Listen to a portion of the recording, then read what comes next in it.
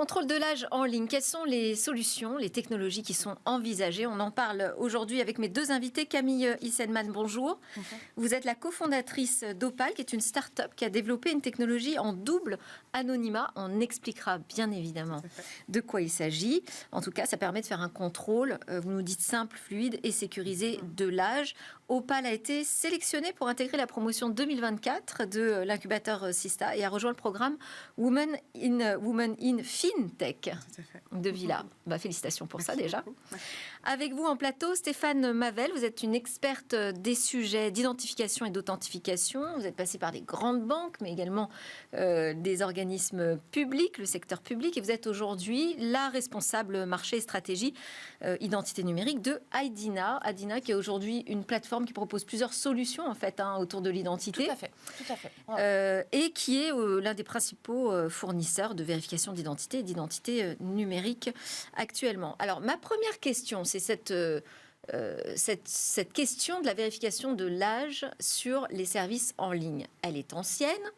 On a parlé de multiples solutions technologiques. On a l'impression que on a à peu près fait le tour de tous les problèmes qui se posaient. On a cette loi pour réguler, sécuriser Internet qui a été adoptée à l'Assemblée nationale et qui nous dit que ça y est, il va falloir vraiment appliquer la vérification de l'âge sur les sites pornographiques.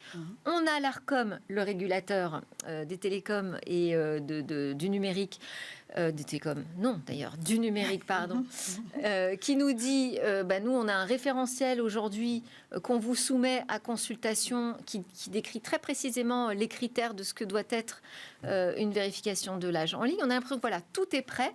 Est-ce qu'il y a encore des choses qui coincent, mesdames? Alors Camille. Alors, la loi doit encore être promulguée. Donc c'est la prochaine étape. On attend la promulgation, mais c'est une question de jours, semaines, pour qu'elle soit promulguée. Donc nous attendons avec fébrilité. D'accord. Et puis on attend aussi la fin de la consultation lancée par l'Arcom. Oui, le 12 mai. On a jusqu'au 12 mai pour effectivement faire nos remarques sur le référentiel. Et je crois de mémoire qu'il disait qu'il fallait qu'il soit publié 2 mois après le vote de la loi. Donc on est sur un peu avant l'été pour avoir un référentiel finalisé et savoir précisément quelles sont les exigences à respecter. Pourquoi est-ce que ça prend tant de temps ? Ah là là, c'est... Alors, du coup, il y a des questions. Vous êtes sur ces sujets aussi, pas depuis hier, sur l'identité numérique depuis de nombreuses années. Oui. Pourquoi c'est si long ? Alors, il y a 2 sujets. Je te laisserai, Camille, sur la vérification d'âge, parce que c'est vrai que nous, on n'est pas un spécialiste de la vérification d'âge, on est un spécialiste de la vérification d'identité à distance. L'âge fait partie des données d'identité. Absolument. Mais je pense vraiment qu'il faut dissocier les sujets d'identité numérique, qui sont effectivement aussi longs en France, mais pour d'autres questions, du sujet du contrôle d'âge et d'accès aux sites à contenu pour adultes en particulier, qui est un sujet encore plus sensible, on va dire, que les sujets d'identité numérique dits plus classiques de notre quotidien. Donc c'est plus un blocage du côté, je dirais, des questions de société, des questions éthiques, de protection de nos libertés sur Internet. C'est exactement ça. Donc il y a un double sujet. Il y a des questions effectivement d'éthique et de société. Est-ce qu'on veut être une société qui suivons les usages des gens sur Internet à la trace ? Et il y a plusieurs façons de faire de façon à ce que ce ne soit pas problématique. Et donc, typiquement, nous, on a choisi de le faire en double anonymat. Donc, il n'y a pas on ne peut pas tracer ce qu'on appelle votre historique de navigation.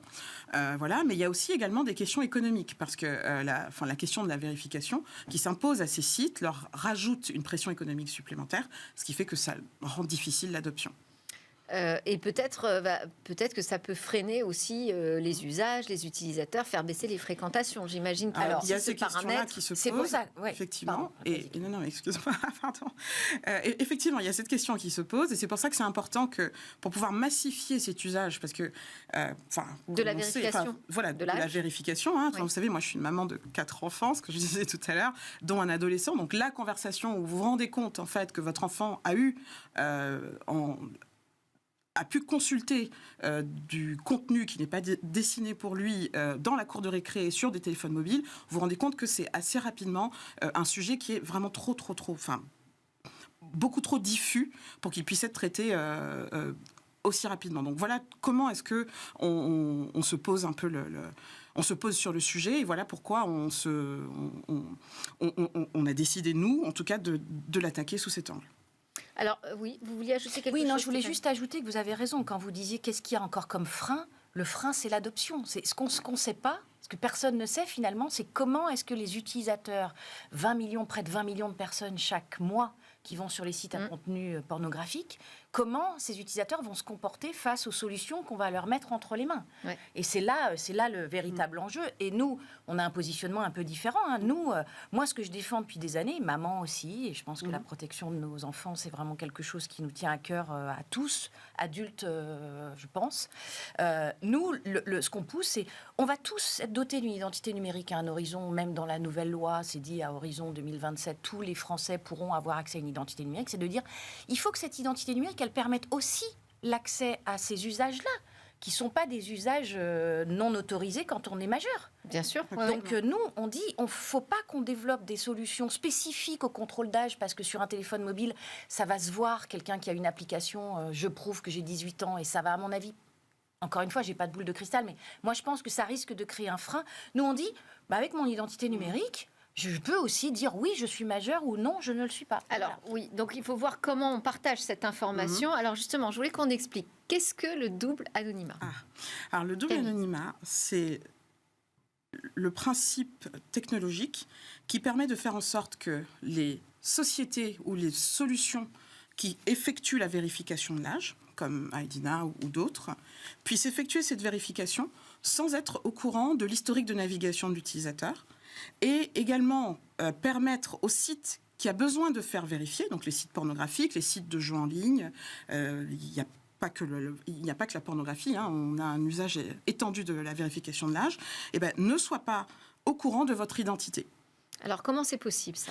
Parce qu'à partir du moment où je vais demander à faire valider mon identité, il y a bien un premier prestataire qui va savoir qui je suis. C'est ça. D'accord. Donc là, je ne suis pas anonyme. Non, vous n'êtes pas anonyme, mais en fait, c'est le prestataire du milieu, c'est le tiers de confiance, et c'est le positionnement que nous, on a pris. Oui. Donc en fait, vous vous retrouvez au milieu. Donc il y a un individu qui va dire « j'ai besoin de prouver que j'ai plus de 18 ans, plus de 15 ans ou plus de 12 ans, en fonction de l'usage.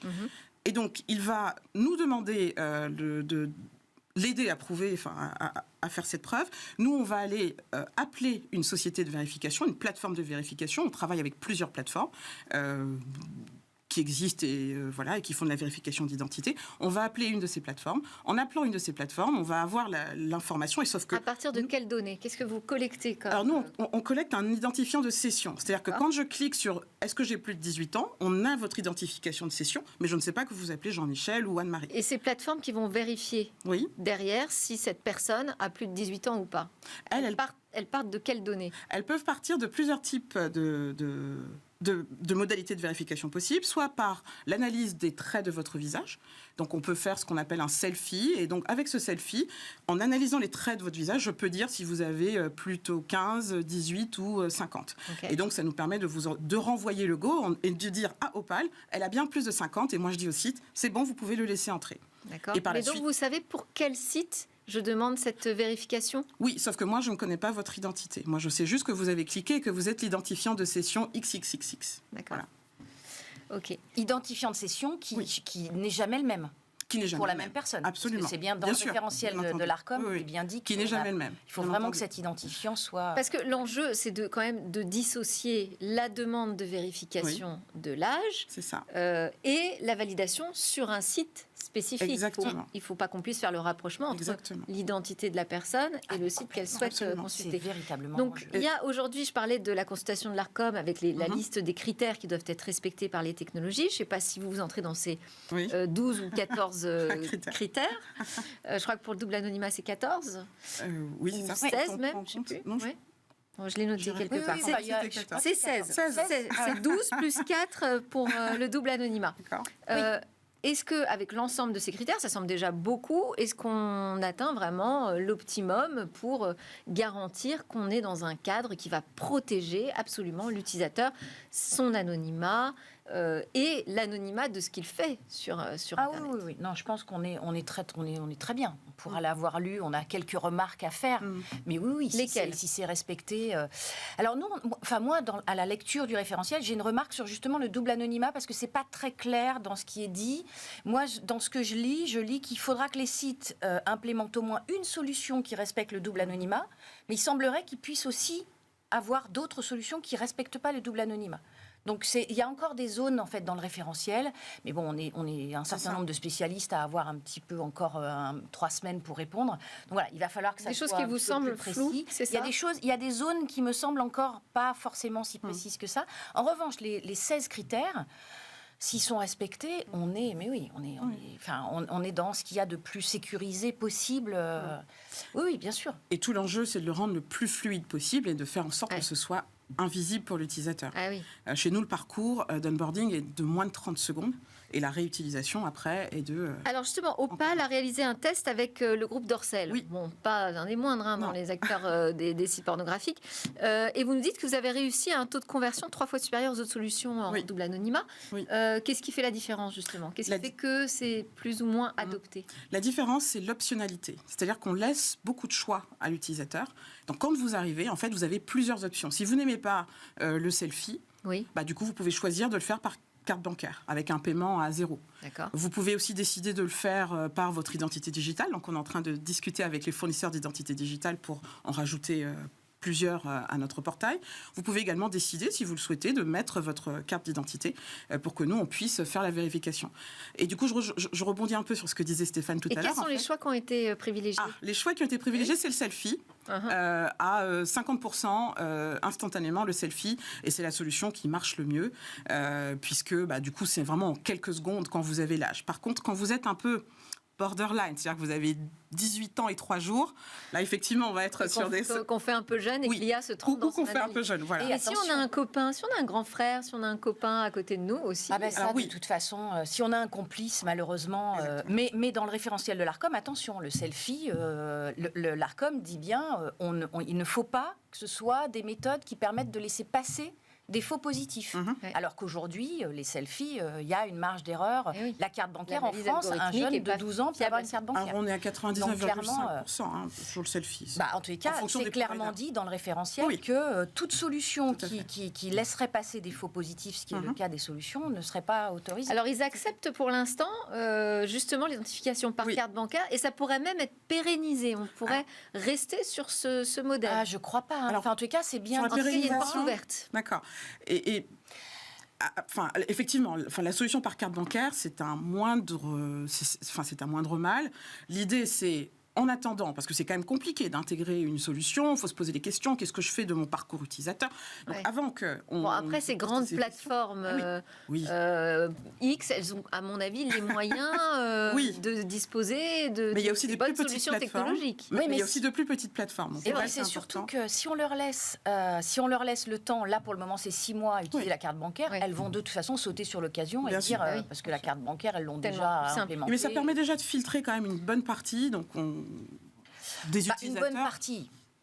Tous les ados n'ont pas de carte. Effectivement, il y a des ados qui ont des cartes, y compris le mien, donc bien sûr. Moi aussi. Mais effectivement, tous n'en ont pas. Donc ça enlève. Et puis c'est surtout les 6-8 ans qui tombent sur du contenu, ceux-là, ça les filtre directement.